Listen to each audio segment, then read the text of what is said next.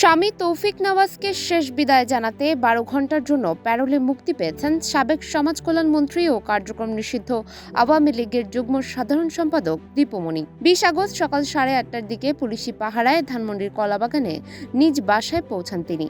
এর আগে সকাল ৬:৩০টার দিকে মুন্সিগঞ্জ জেলার কারাগার থেকে প্যারোলে মুক্ত হয়ে ঢাকার উদ্দেশ্যে রওনা দেন দীপুমণি। প্রত্যক্ষদর্শীরা জানান, প্রিজন ভ্যান ও নিরাপত্তার দায়িত্বে থাকা পুলিশের গাড়িতে করে তাকে ঢাকায় নিয়ে আসা হয়। মুন্সিগঞ্জ কারাগারে ভারপ্রাপ্ত জেলার মোহাম্মদ হাশেম রেজা জানান, বুধবার সন্ধ্যায় দীপুমণিকে ১২ ঘণ্টার জন্য মুক্তির নির্দেশনার কাগজ পাওয়া যায়। প্রয়োজনীয় আনুষ্ঠানিকতা শেষে বৃহস্পতিবার সকাল ৬:১০ দিকে তাকে মুক্তি দেওয়া হয়। তার নিরাপত্তায় পুলিশের দুটি গাড়ি ও প্রিজন ভ্যানে মোট ৩৮ জন সদস্য ছিলেন। সন্ধ্যা ৬টার মধ্যে তাকে কারাগারে ফিরিয়ে আনার নির্দেশ দেওয়া হয়েছে। এর আগে বুধবার দুপুরে দীপুমণির আইনজীবী গাজী ফয়সাল ইসলাম ৪ দিনের প্যারোলে মুক্তি আবেদন করেন। পরে মুন্সিগঞ্জের জেলা ম্যাজিস্ট্রেট ও জেলা প্রশাসক সৈয়দা নূর মহল আশরাফি বৃহস্পতিবার সকাল ৬টা থেকে সন্ধ্যা ৬টা পর্যন্ত ১২ ঘণ্টার প্যারোলে মুক্তির আবেদন মঞ্জুর করেন। এদিকে দীপুমণির স্বামী তৌফিক নওয়াজ দীর্ঘদিন ধরে কিডনি ও লিভারের নানা জটিলতায় ভুগছিলেন। শারীরিক অবস্থার অবনতি হলে তাকে রাজধানী গুলশানের কন্টিনেন্টাল হাসপাতালে ভর্তি করা হয়।